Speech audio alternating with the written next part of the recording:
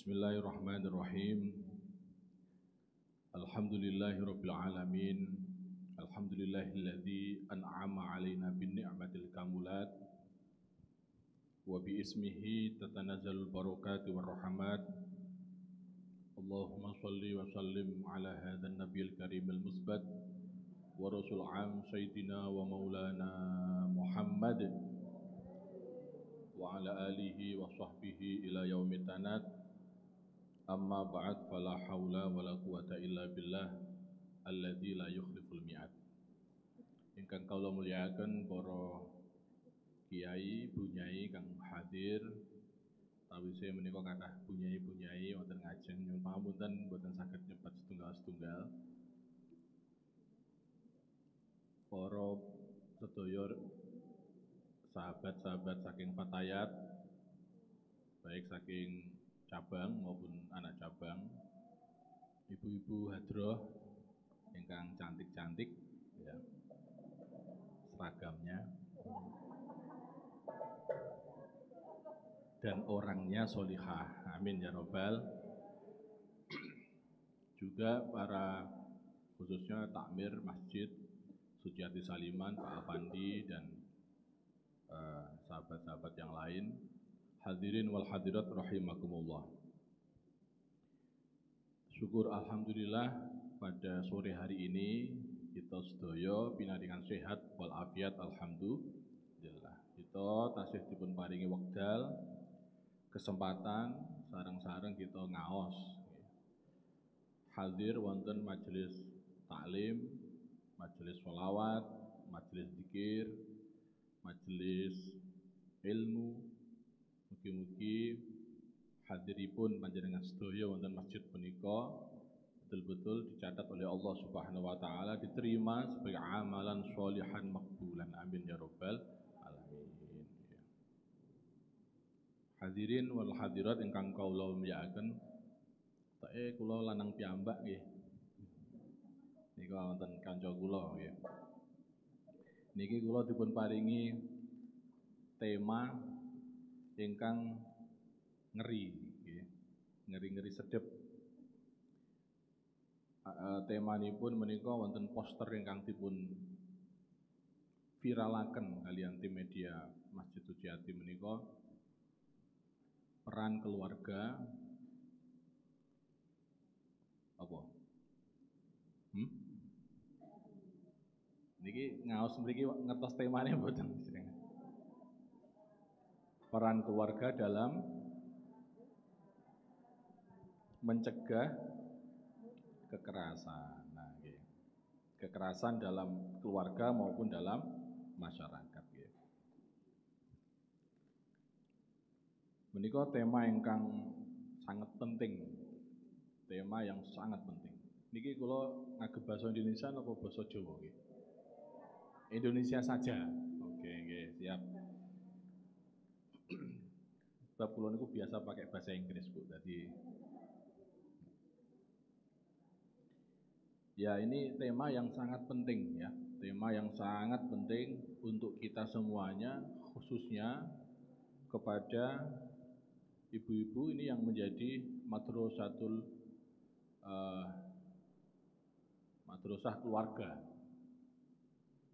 Makanya saya ini termasuk tipikal lelaki atau pria yang mendorong, mensupport perempuan itu harus pendidikan tinggi. Pun boten zamane malih, sudah tidak zamannya lagi perempuan kasur, sumur, dapur itu sudah zaman Mbah kula riyin. Untuk saat ini seorang perempuan itu harus menjadi manusia yang ideal. Sebab bapak-bapak ini tidak mampu ngelola anak ini, tidak mampu. Bapak-bapak itu punya kelemahan. Yang kelemahan itu hanya bisa dikuatkan oleh para ibu-ibu. Para ibu-ibu itu harus belajar terus. Ibu-ibu itu harus ngaji terus. Ampun ngantos ibu-ibu hanya habis waktunya untuk hal-hal yang tidak berfaedah.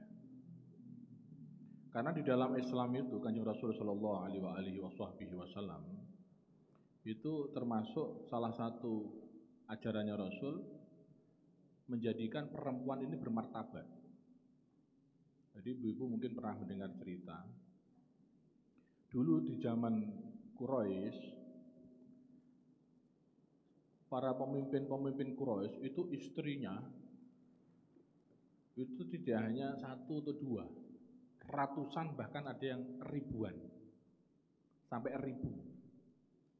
Salah satu tokoh itu bisa istrinya 1000. Nyuwun pangapunten, itu betapa tidak berharganya perempuan di zaman jahiliyah. Lalu kemudian Kanjeng Rasul diperintah oleh Allah untuk menjadi nabi, menjadi rasul, itu mengurangi.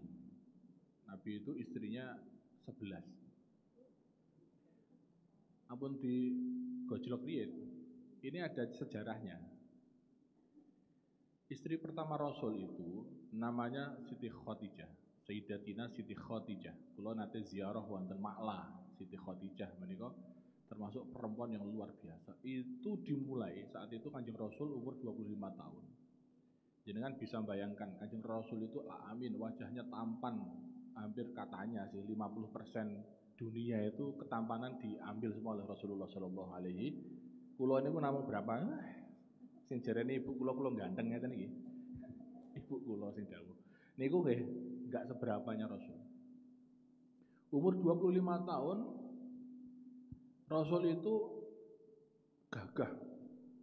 Apik, sae, ya, bagus, gagah, pinter, dapat dipercaya. Kemudian ada seorang janda kaya raya namanya Sayyidatina Siti Khadijah. Itu klausanya Siti Khadijah itu melamar Rasulullah Shallallahu Alaihi. Nah, kula bayangke wong saiki lho, umur 20 tahun, ganteng. Rak yo saged milih to nggih. Bu, bisa milih kan itu. Tapi Rasulullah itu malah dipilih. Yang milih pun adalah janda. Neng yo janda sugih, ora janda melarat ya. Janda sugih.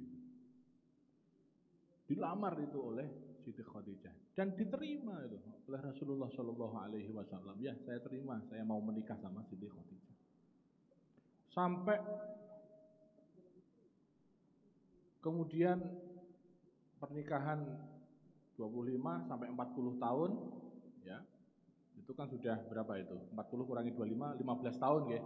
Sampai Kanjeng Nabi diangkat dari Rasul, itu tetap istrinya satu, Sayyidatina Siti Khadijah. Lalu kemudian beberapa tahun berikutnya Siti Khadijah wafat.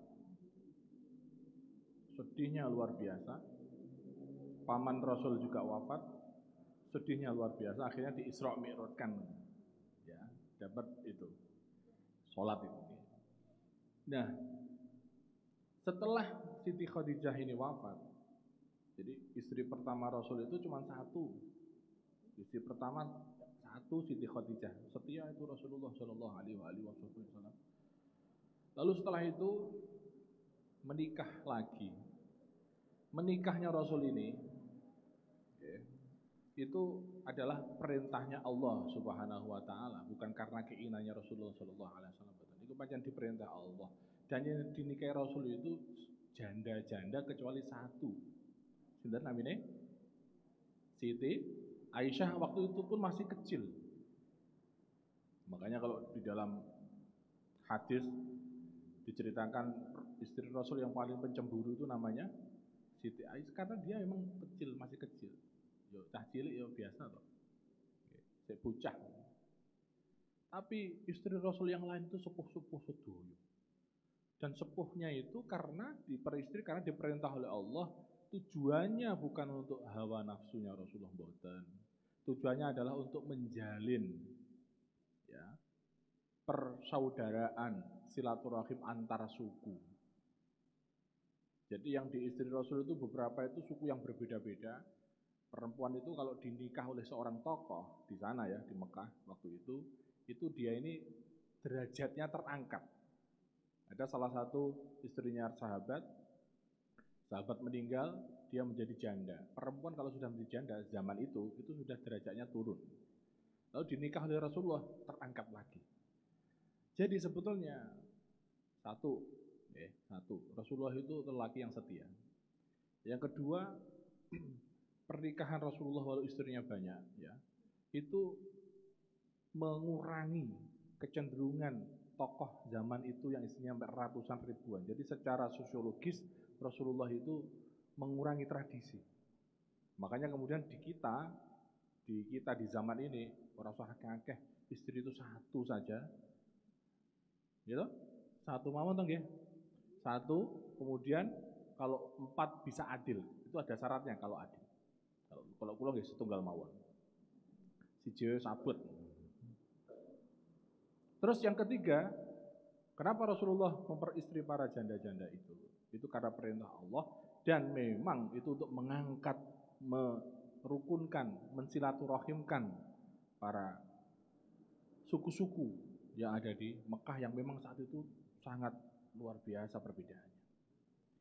Ini saya mau cerita sejarah ini dulu sebab saya mau mulai tentang keluarga sakinah ini, keluarga maslahah ini dari guru kita, dari panutan kita, Nabi kita Rasulullah Shallallahu Alaihi Wasallam.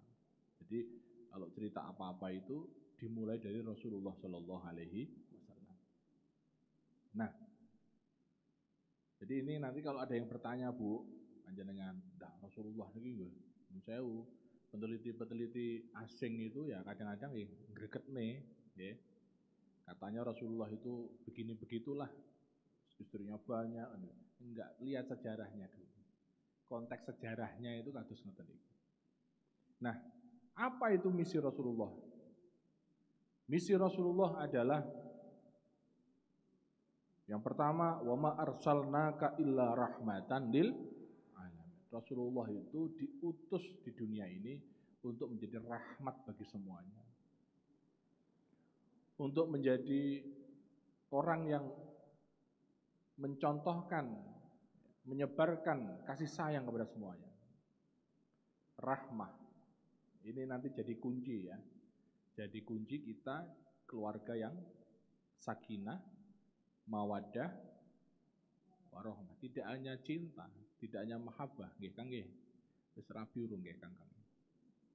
Tidak hanya cinta, tidak hanya mahabbah, tapi juga rahmah. Rahmah itu apa tuh? Rahmah niku nek kula memaknainya itu wonten kemayune. Nggih, wonten napa nggih? Manis-manisnya. Cinta niku kan kadang-kadang cinta buta nggih. Bucin. Bucin tahu Bu nggih?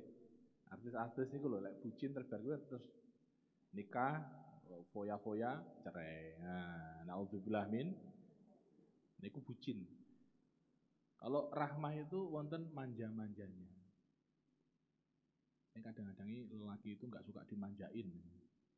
Nek awal-awal niku sing lanang sing gebung-gebung nggih Bu nggih. Ibu masih ingat dulu waktu pacaran sama bapak-bapak? Masih ingat enggak? Pun mboten nggih. Waduh, ini.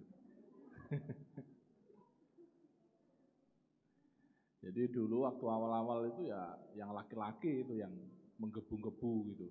Tapi begitu sudah menikah, pikirannya bapaknya sudah beda sangat, ya. Sudah tidak ada rahmahnya. Ya cinta tapi nggak terkatakan. Gitu. Nah itu repot ini. Cinta dalam diam. Gitu. Nah, zaman biyen ibu-ibu lek foto kan rodok ngedoh ngoten to nggih. Iki bapake, niki ibune, ngoten to. Rodok ngedoh isin-isin ngoten to. Nek saiki kan niku saniki.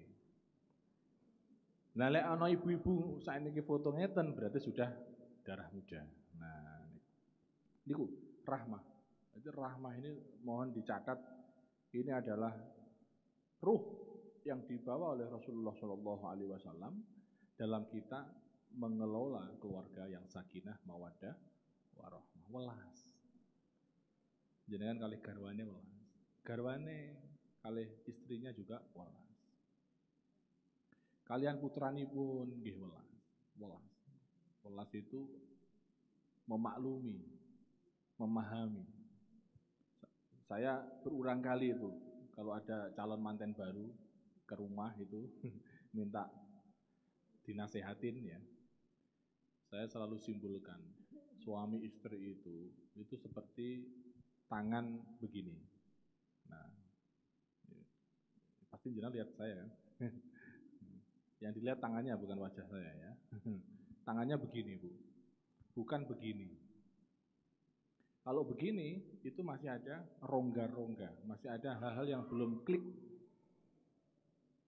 Tapi kalau begini sudah, iki tinggal ngopo wae siap nih. Buat poli ya siap, buat ngantemi orang ya siap, gitu. Buat ngangkat apa-apa nggih siap. Ada berat dipinggul bersama, dipanggul bersama, ada apa-apa, pokoknya siap lah, kompak. Saya itu pernah, anak saya itu protes. Anak saya umur 10 tahun. Jadi waktu itu saya punya anak 2, ya, istri saya 1. Satu-satunya dan insya Allah dunia akhirat. Niku istri saya itu bilang ke saya, Mas ini ada mainan, dikasih mainan sama orang, datang 1 tas gitu, gede. Anak saya yang nomor 2, ya, yang umurnya masih 3 tahun, dikasih tahu itu kan agak rewel, maksudnya rewel itu ya suka macam-macam gitu ya. Jadi kalau dikasih mainan baru dia baru diem gitu. Istri saya bilang, Mas nanti kalau si ragil nangis dan susah didiemin, kasih aja mainan yang ini. Tapi jangan bilang ini punya dia. Jadi rahasia, gitu. Nah, terus kemudian tiba-tiba nangis beneran, Bu.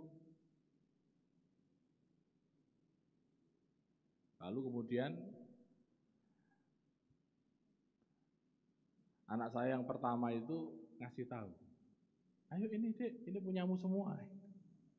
Jadi mainan ini punyamu semua, bukan punya orang, ayo main-main. Akhirnya diam, dia merasa senang. Nah ini contoh yang nggak kompak ini dalam keluarga. Yang satunya mengatakan, ini bukan mainanmu, yang satunya mengatakan bukan mainanmu. Itu keluarga yang nggak kompak. Satu kasus saja. Jadi jangan dicontoh yang bagian kayak gini-gini kan. Tapi yang lain-lain kompak. Tapi perbedaan dalam keluarga itu ya rahmah, ya rahmah. Kalau keduanya saling memahami. Terus yang kedua, Rasulullah Shallallahu Alaihi Wasallam itu diutus di dunia ini adalah untuk memberi kabar, menguatkan tentang akidah kepada Allah Subhanahu wa Ta'ala. Jadi tadi keluarga itu pertama rahmah, yang kedua harus iman, harus akidahnya harus kuat. Jadi jenengan sebagai ibu, Anda panjenengan ya sebagai ibu, sebagai orang tua harus punya komitmen bahwa akidah anak kita itu akan terus terjaga sampai kapanpun. Jangan ikut-ikutan dengan paham-paham yang terserah agamamu, terserah liberal dan seterusnya. Enggak usah, Bu. Ya walaupun itu hak setiap orang, silahkan dalam sebuah negara. Tapi kita sebagai seorang muslim harus memastikan anak kita akidahnya itu sesuai dengan ajaran Rasulullah Shallallahu Alaihi Wasallam. Karena itu setiap hari harus diajarkan sholatnya, Qur'annya. Bahkan ada seorang ulama mengatakan, Adibu auladakum ala salasi khisolin. Ya, didiklah anak-anakmu terhadap 3 hal. Yang pertama adalah hubbun nabiyikum, cinta kepada Rasulullah Shallallahu Alaihi Wasallam. Wa hubbu ahli nabiyikum, dan cinta kepada keluarganya Rasulullah Shallallahu Alaihi Wasallam. Dan yang ketiga adalah qiraatul Quran, membaca Al-Qur'an. Jadi pertama-tama yang harus dikenalkan anak kita itu adalah Rasulullah Shallallahu Alaihi Wasallam dan Quran. Karena kalau ngapunten nggih, kalau ada anak usia sudah 10 tahun tapi belum bisa baca Quran, itu yang salah orang tuanya. Yang salah siapa? Orang tuanya. Ikut pertanda mungkin orang tuanya ya ora tau deres. Atau pertanda sejak kecil tidak dibiasakan dengan Al-Qur'an. Umur 10 tahun, anak sebelum balik, anak harus sudah bisa baca Al-Quran dengan lancar, dengan baik. Karena ulama-ulama zaman dulu, 7 tahun, 8 tahun, itu wonten pun saya pun apal Quran. Syafi'i itu 7 tahun dah hafal Quran. Karena ibunya itu, Masya Allah, komitmennya luar biasa. Bahkan tuh ada cerita itu anaknya 10, berapa tuh? Ya, pernah kan? Lihat di YouTube ya. Anaknya 10 terus semuanya hafal Quran, Masya Allah, itu luar biasa. Ya, nggak kudu hafal pun, buatan kata hafal. Tapi yang penting anak kita, ya yuk dijaga ini, sholat sama Quran. Nah, yang terakhir, yang ketiga, Rasulullah Shallallahu Alaihi Wasallam itu diutus di dunia ini, innama bu'istu liutammima makarimal akhlak. Jadi Rasulullah diperintah oleh Allah diutus ke dunia ini, ke bumi ini untuk menyempurnakan akhlak. Jadi kuncinya keluarga yang baik, yang sakinah, yang mawaddah, yang warohmah itu ada 3. Satu adalah apa tadi? Rahmah, harus ada manja-manjanya, harus ada manis-manisnya. Dikasih ujian, kita bisa menghibur. Dikasih kebahagiaan, kita juga tidak melampaui batas. Ada remnya. Istri atau suami kita ada kekurangan, kita bisa memaklumi. Dan membesarkan hatinya bahwa kekurangan itu bukan sesuatu yang membuat cinta kita terpisahkan. Nah, betul nih. Terus yang kedua adalah akidah. Akidahnya harus kuat. Kalau Bapak Ibu sekalian, Ibu-ibu sekalian, kalau kita di dalam keluarga ini, iman yang menjadi acuannya bukan harta, bukan jabatan, bukan status sosial, bukan hal-hal yang sifatnya dipandang ben ketok. Ben ketok ya ukurannya bukan Gusti Allah Subhanahu wa taala to nggih. Pokok wong kok mikire ben ketok itu mesti ruwet. Ukurannya adalah akidah, iman kita kepada Allah Subhanahu wa taala. Itu jangan sampai lepas dalam keluarga kita sehingga kalau ada apa-apa kembalinya gampang. Terus yang ketiga adalah akhlakul karimah. Nah, akhlak yang mulia ini punjere ya, ujungnya adalah Rasulullah Shallallahu alaihi wasallam bagaimana beliau dalam mengelola keluarganya sama istrinya dan seterusnya. Nah, Bapak Ibu ingkang kaula muliakan, ini saya mulai dari situ dulu ya. Karena kajian itu harus pelan-pelan. Tapi kalau pengajian umum itu baru agak gini-gini nggak apa-apa. Ini kan kajian toh. Kajian itu ya harus pelan-pelan, ya, yang penting panjenengan paham, mengerti, dan nanti pulang mendapatkan sesuatu dari kajian ini. Nggih, ngoten nggih. Nah, sekarang setelah kita mengetahui Rasulullah ini punya misi semacam itu, yang nanti kita tularkan atau kita ambil inti misi itu dalam keluarga kita. Jalan yang lain adalah kita harus menginsafi, kita harus mengetahui bahwa ketika kita beriman kepada Allah itu ada ujiannya. Nggih mboten? Coba ibu-ibu, kalau misalnya Anda ingin komitmen, wah aku pokoknya setiap malam harus sholat 2 rakaat. Jam 2 harus bangun. Kira-kira itu bertahan berapa hari? Bu, seminggu? 2 hari? 2 minggu? 40 hari? Yang bisa bertahan sampai kapanpun, alhamdulillah. Kalau ternyata bertahannya cuma 1 minggu, alhamdulillah. Artinya apa? Iman manusia itu yazid wayang kus. Itu kadang-kadang wordnya gede banget, kadang-kadang rendah banget. Oleh karena itu, kita harus menyadari bahwa di dunia ini adalah tempatnya fitnah. Dunya kabeh niki. Bahkan majelis taklim kayak gini, ini bisa menjadi fitnah. Apapun di dunia itu bisa menjadi fitnah. Fitnah itu apa sih? Fitnah itu adalah, kata Profesor Dr. Quraisyihab, itu adalah unsur-unsur negatif yang bisa muncul kapan saja, yang berpotensi merusak tatanan kehidupan yang ada di dunia ini. Itu fitnah. Tuh penak-penak ngaji ngeten iki lho. Roh-roh lho. Materi pengajian itu ngrasani wong. Lho, gitu. Nah, bisa.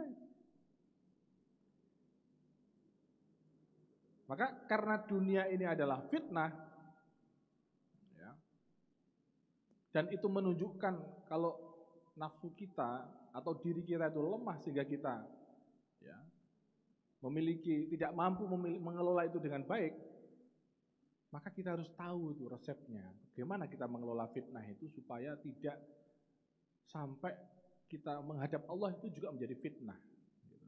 Ada Quran itu mengatakan innama ju'ilatis syahawatu lidu'afa iliyasta'inu biha 'ala ta'ah. Saya sering menyampaikan ini. Bahwa orang-orang ibu-ibu atau bapak-bapak manusialah yang masih menuruti hawa nafsunya itu menunjukkan bahwa dia memiliki jiwa yang lemah, du'afa. Tapi Allah mengatakan liyasta'inu biha 'ala ta'at. Karena kita tahu bahwa kita ini adalah manusia yang lemah, yang mudah digoda oleh fitnah-fitnah.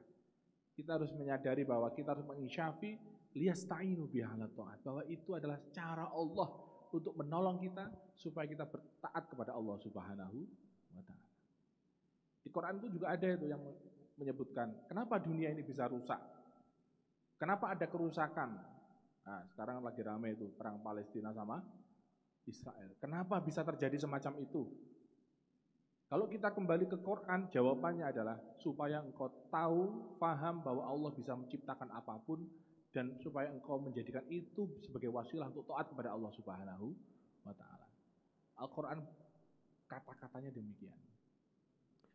Oleh karena itu para hadirin, kalau kita tahu bahwa ada kerusakan-kerusakan, ada fitnah-fitnah, maka segera istighfar dan kita minta pertolongan kepada Allah, ma'unah kepada Allah. Kok bisa kok, saya pernah ngasih contoh. Malam ini ibu-ibu coba, ya, kangkang itu biasanya, mas-mas itu yang hadroh itu semangat toh hadrohnya, kalau sholawat sampai jam 11, 12, ya, keliling lintas kecamatan, lintas negara, pulang malam-malam, besok nggak sholat subuh, pernah nggak? Nah, ikut majelis taklim, ngaji, zikir, nangis-nangis, sudah wes. Dengerin Habib ceramah, kiainya ceramah, Masya Allah, Masya Allah. Besok itu loh, tengkar sama suaminya. Pernah enggak? Nah, itu. Betapa Allah itu maha kuasa para hadirin. Kita seolah-olah hari ini iman kita kuat, tapi di saat yang berbeda Allah sangat mudah. Innallah ala kulli syai'in qadir. Allah memudah untuk memutarbalikkan situasi kita. Tapi juga tidak kurang-kurang. Ada orang yang kelihatannya biasa-biasa saja. Dari keluarga yang biasa-biasa saja, bukan ulama besar, bukan tokoh besar, karena ketekunannya, karena tirakatnya, karena riyadhahnya, dia bisa melahirkan anak-anak yang hebat. Anak-anak yang pintar. Dia bahkan tidak dikenal di masyarakat itu. Terus ngertene Bu Fulanahnya wis neng langgar, sholat, terus api aru tangga ngono tok wis. Maca Quran nggih mboten saged. Tapi dia punya anak yang hebat, yang luar biasa. Barokah tirakate ibu. Apalagi kalau panjenengan semuanya lihat itu pondok-pondok pesantren besar-besar di Jogja niki. Setelah saya teliti loh ya, saya teliti. Ini saya teliti beneran. Itu yang gagah kan kelihatannya kiainya nggih. Nggih mboten. Itu kalau saya lihat ternyata di belakang itu ada perempuan yang hebat. Kerapyak itu.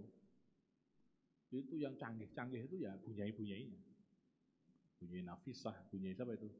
Bunyai Ida, itu yang canggih-canggih. Lirboyo. Saya ngertinya pondok-pondok yang Nahdien nggih. Ploso. Ada yang terkenal tuh namanya Yai Jazuli. Tapi di belakang itu ada Nyai Raudhiyah yang luar biasa menghandle semua kebutuhan. Nah, maka perempuan itu harus hebat. Jangan jadi perempuan yang lemah. Kalau perempuan lemah akan melahirkan generasi yang lemah. Tapi sehebat-hebatnya perempuan nggih kedah manut kalih bojone, nggih, kedah manut nggih. Nah, saya kembali. Karena dunia ini adalah tempat fitnah, ya. Kata Rasulullah Shallallahu alaihi wasallam, "Ma taraktu ba'di fin nasi fitnatu adarru 'ala rijal minan nisa." Tidak kutinggalkan fitnah, tidak ada fitnah yang terbesar di dunia ini bagi laki-laki selain perempuan. Jadi nek panjenengan niku sak galak-galake garwane jenengan, kok jenengan duka, nggih. Kok jenengan niku marah-marah atau jenengan pun rasa duka pun jenengan meneng wae. Sedina meneng wae. Bapake sampe bingung. Bingung niku. Kula niku lho mboten di-WA garwa kula, tidak di-WA istri saya. Itu bingung wae. Iki masih cinta enggak sih sama saya? Nah, katanya forever. Kok nggak pernah WA, nggak pernah ditanyain. Kadang-kadang itu saya itu iri sama teman-teman saya, Bu. Kalau ada acara malam kayak itu Bu ngaji atau mana, dia di WA sama istrinya, "Mas, udah malam." Gitu. Saya itu nggak pernah di WA kayak gitu. Karena jam 8 istrinya udah tidur. Jadi kalau sak karepe, kosong. Ternyata cintanya tidak harus dengan WA. Nah, cintanya yang lain. Ini kalau nanti suudzon sama istri, kok dibanding-banding ke, nanti ya jadi masalah lagi kan? Ya sudah, dicari yang positif. Oh, istri saya memang bukan tipikal yang suka WA. Sukanya apa? Telepon. Sama aja. Pun, jadi perempuan itu adalah fitnah. Fitnah bagi laki-laki. Artinya fitnah itu bukan suatu yang apa ya, yang harus ditakuti Bu ya. Fitnah itu harus kita pahami bahwa kerusakan-kerusakan bagi lelaki itu titik terbesarnya adalah perempuan. Nah, yang kedua adalah harta, ya. Endi mau hadise. Tak tulis ya lali malah. Pokoknya yang kedua itu adalah harta. Jadi oleh karena itu, karena perempuan ini punya potensi menjadi fitnah bagi siapapun. Janjane nggih lek kula ngraosaken, jane perempuan-perempuan itu ya ora ngopo-ngopo asline nggih. Gitu Bu. Wah, kurang ngopo-ngopo kok dituduh sebagai fitnah kan ya rasanya sakit gitu kan. Tapi sudah haliahnya Allah itu menciptakan perempuan dengan model seperti itu dan itu menjadi sesuatu yang indah bagi siapapun. Nah, karena panjenengan itu termasuk yang diciptakan Allah dengan karakter semacam itu, maka saya bilang pendidikan itu menjadi penting, ilmu itu menjadi penting, ya, ngaji kados ngeten iki taklim, kajian menjadi penting supaya apa? Ada perhiasan yang lebih mulia. Perhiasannya itu bukan duniawiyah yang membuat orang tersesat, tapi perhiasannya adalah kedekatan kita kepada Allah Subhanahu wa taala. Maka selalu bilang kepada laki-laki yang mau cari istri, panjenengan kalau mau cari istri, ya bolehlah lihat wajah, tapi jangan segala-galanya. Wajah cantik itu paling hanya 3 bulan. Selebihnya itu adalah akhlaknya. Nek mung golek ayune mawon drakor niku, drama Korea niku. Wah, gitu. Sewu, wajah-wajah yang kita ini coklat-coklat ini bisa jadi putih, Bu. Difilter itu ya. Bu Nani itu bisa kayak itu, Bu Nani sama Mbak Prastiwi ini ya belakang ini. Ini bisa itu wajahnya cantik kayak JKT24 itu bisa. Bawa aja ke salon, pokok dibayarin, no duitnya beres. Tapi akhlak itu nggak bisa instan. Akhlak itu genuine. Akhlak itu lahir dari didikan orang tua. Makanya Kangkang kalau mau cari istri, jangan lihat mbaknya, lihat ibunya. Nah, kalau ibunya bagus, anaknya insya Allah, walaupun sekarang judes, nggak kurang sip lah istilahnya. Lihat ibunya kok baik, suka ngasih makan, ya lembut. Insya Allah anaknya lama-lama kan seperti ibunya. Dulu saya begitu soalnya. Ini pengalaman pribadi ya. Ini nggak ada dalilnya ini. Dalilnya adalah pengalaman pribadi gitu. Baik, ini sudah ya. Tadi Rasulullah visinya adalah apa, Bu? Rahmah, kemudian yang kedua adalah akidah, memperkuat akidah, yang ketiga adalah akhlakul karimah. Di saat yang sama kita hidup di dunia dengan lingkaran yang sangat-sangat toksit, ya, penuh dengan fitnah. Bahkan sesuatu yang baik sekalipun itu bisa menjadi fitnah. Orang ngopo-ngopo loh, meneng ngaji tok ini loh, itu ada aja orang yang komentar aneh-aneh. Nah itulah dunia. Dan itu bukan wilayah kita untuk menggerutui itu atau mengeluh, enggak usah. Nah, dengan kita melihat situasi dunia kingon iki, sehingga Allah itu punya visi yang dibawa Rasulullah semacam itu, lalu bagaimana strategi kita supaya kita dalam menjalin keluarga ini bisa baik, bisa sakinah. Dalam sejarah itu saya pernah mencatat ya, ada 3 model keluarga. Ya, coba ibu-ibu lihat dalam sejarah. Nabi Lut atau Nabi Nuh itu termasuk suami yang soleh apa enggak? Soleh. Istrinya? Enggak. Sehingga melahirkan generasi yang tidak soleh. Suaminya oke, istrinya enggak oke. Ada kebalikannya Raja Fir'aun. Fir'aun itu suami yang soleh apa enggak? Tidak. Istrinya Siti Asiyah binti Muzahim itu luar biasa. Lalu apa yang terjadi? Runtuh. Terus ada suami istri yang sama-sama enggak soleh. Namanya Abu Lahab. Punya istri Ummu Jamil binti Harb. Itu enggak soleh. Itu bahkan pernah makan jantungnya atau apanya Hamzah, pamannya Rasulullah Shallallahu Alaihi Wasallam. Wong wedok, Bu, saking gedem-gedeme, saking dendamnya sama orang, dibelek itu anunya, dadanya lalu dimakan. Naudzubillah min dzalik. Ampun ngoten nggih, Bu nggih. Sampeyan walau marah sama suami jangan makan hati, ya. Makan duitnya aja. Ini bahkan sampai Allah itu mengabadikan tabat yada abi lahabiu wa tab. Panjenengan kalau sholat ampun menggunakan ayat ini. Ya boleh, tapi sebagian besar ulama mengatakan nggak usah pakai ayat ini. Karena ayat ini melaknat siapa? Pamannya Rasulullah Shallallahu Alaihi. Walaupun memang dilaknat oleh Allah Subhanahu Wa Taala, tapi kita hormat kepada Rasulullah. Nggak usah pakai ayat ini. Tabat yada. Kalau untuk ngaji nggak apa-apa, tapi kalau pas sholat, ya, pilihlah ayat-ayat yang lembut. Qul huwallahu ahad, Allahu samad. Lembut dan pendek-pendek ya. Wal asr. Terus li'ila fi Quraisy. Nah, pokoknya alam nasroh. Nah, yang pendek-pendek, nggak usah yang Al-Baqarah, terus yang panjang-panjang itu nggak usah. Saya itu waktu umroh di Mekah, di Medina, sholat Jumat, Bu. Sholat Jumat itu saya udah siap-siap, ini pasti suratnya panjang ini. Iya toh? Pasti panjang.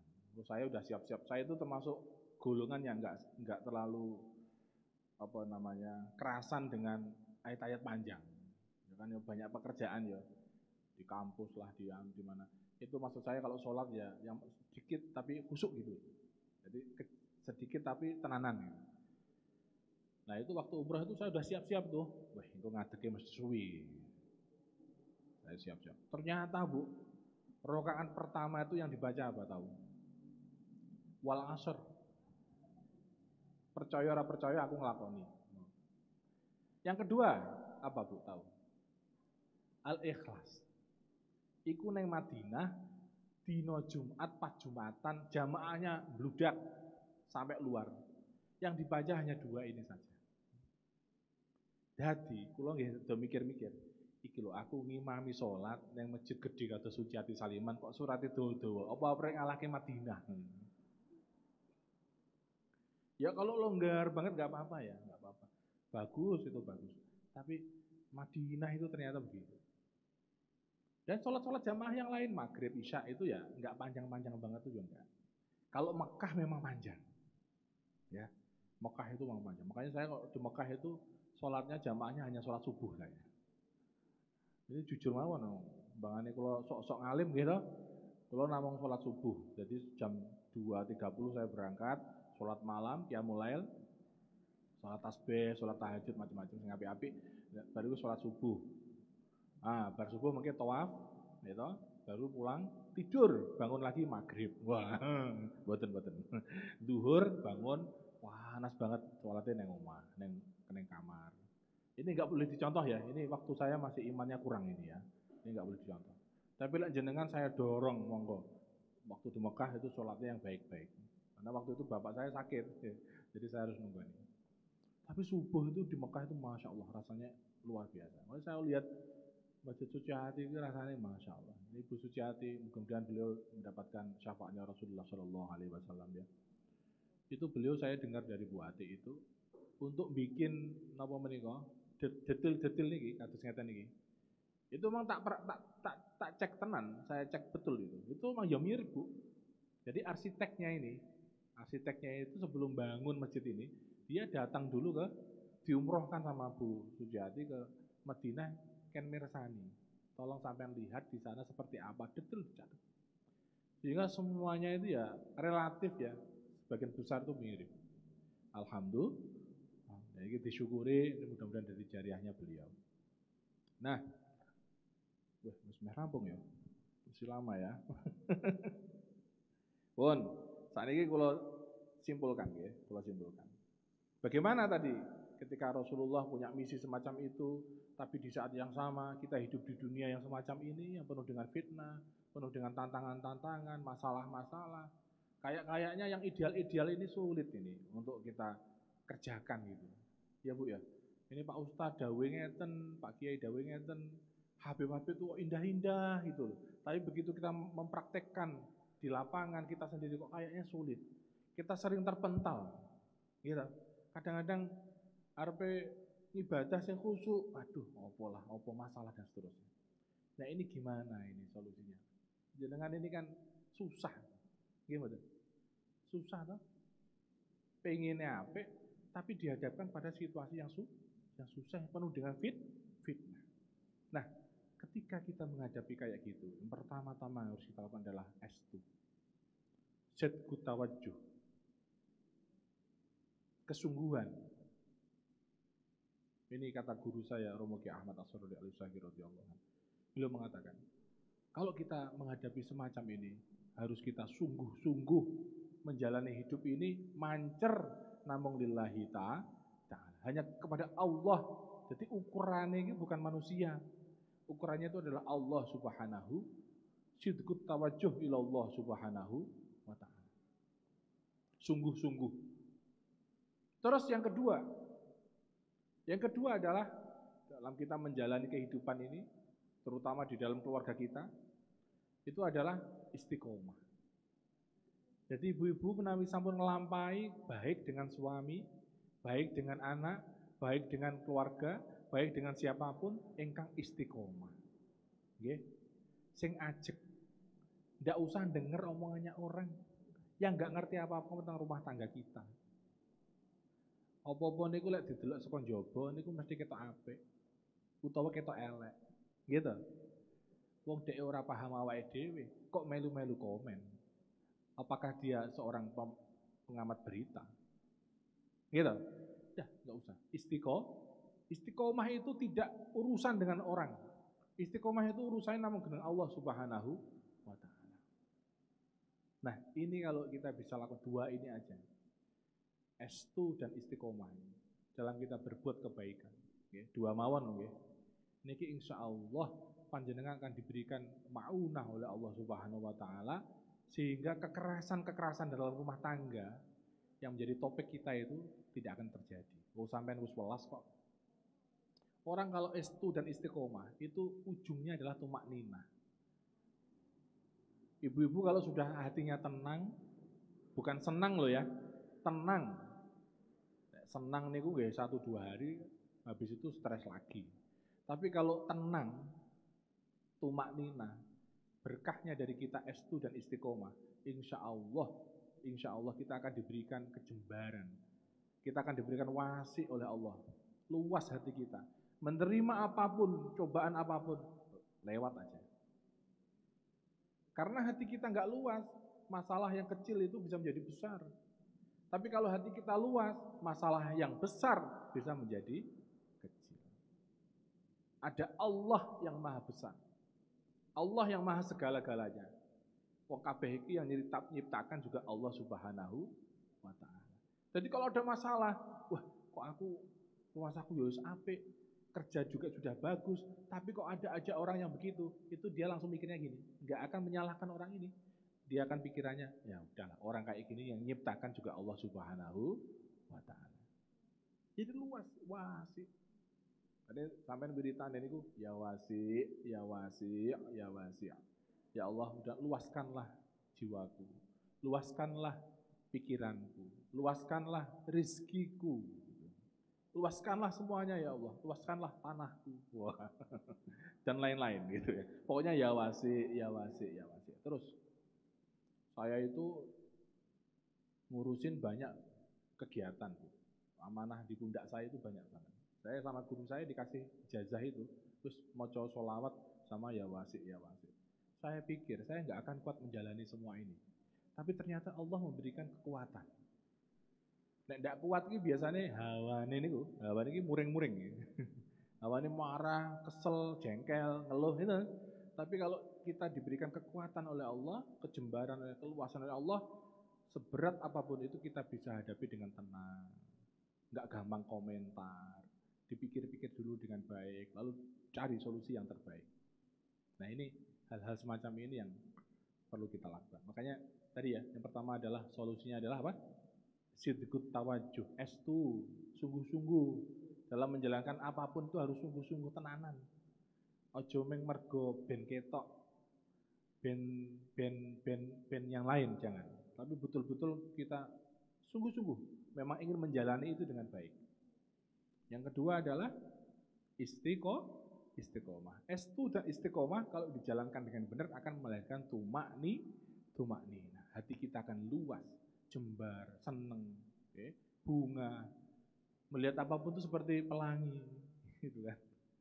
Bojone sing ora tahu, misalnya suami kita yang kadang-kadang begitu, suka apalah yang negatif misalnya, kita melihatnya positif terus.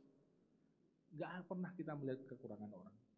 Yang dilihat adalah diri kita sendiri, ya, estu dan istiqomah. Nah, hadirin, sebenarnya ini materinya masih banyak, tapi kayaknya udah jam 18 ini, jadi saya udah ngasih tips-tips ini, ada tips-tips banyak, ada 7 tips keluarga harmonis. Tapi kalau saya sampaikan nanti waktunya nggak cukup, mungkin episode kedua mungkin Bu ya. Ada misalnya kita sebagai ibu harus jadi uswatun hasanah, ya. Terus menjalin kedekatan emosi sama anak. Itu detail-detailnya. Tadi ini masih konsep besarnya ini, tadi masih ajaran besarnya. Nanti di pertemuan berikutnya, di rumah saya aja nanti ya, itu saya kasih tip-tip. Ini saya bocorin 7 ini. Yang pertama, jenengan kalau sudah jembar tadi, akan bisa dan mampu menjadi uswatun hasanah. Bisa menjadi contoh untuk anak-anak kita. Kemudian akan mudah berkomunikasi dengan siapapun. Pokoknya hati ini beres, ini gampang. Jenengan sama anak nggak mudah menjudge, apalagi anak zaman sekarang itu bahasanya beda zaman kita dulu. Anak zaman sekarang sampai marahi itu ceklek Bu, langsung putus itu dia. Makanya jangan pernah bentak anak, jangan. Sekali dia bentak, dia akan ingat selamanya. Walaupun dia mengatakan iya, tapi nanti akan recall. Waktu dia gede, waktu dia mungkin sudah dewasa, dia akan memori di bawah sadarnya itu merecall, kayaknya saya harus bentak orang ini. Ini saya ngomong, saya itu termasuk produk yang dibentak oleh lingkungan saya. Makanya kadang-kadang saya waktu marah itu suka bentak. Nah itu alhamdulillah ini pelan-pelan saya obati sendiri. Nggak boleh bentak. Caranya apa tadi? Ya estu, istiqomah, tumakninah, jembar, syukur, sabar, dan seterusnya. Sekarang kalau ada apa-apa saya nggak pernah bentak. Jangan mukul aja. Enggak pernah bentak. Saya lebih senang untuk memikirkan dan seterusnya. Nah itu butuh kedewasaan, butuh ilmu, ya, butuh hikmah, butuh macam-macam. Terus kalau dengan anak awasi dengan proporsional, ya. Kadang-kadang anak nggak boleh begini, nggak boleh begitu, itu bahaya. Nanti dia nggak punya kekuatan, nggak punya kemandirian. Anak itu dibiarkan aja, kita awasi dari jauh, sekira bahaya kita ambil. Ini ilmunya ibu saya, ibu mertua saya. Terus kemudian kalau di rumah harus ada job desk yang jelas. Ya Bu ya. Jadi misalnya anak itu jangan diganggurin Bu. Tolong Dek, kamu setiap pagi begini. Dikasih pekerjaan yang ringan istiqomah. Ringan tapi contoh misalnya kalau bangun tidur tolong dong kasurnya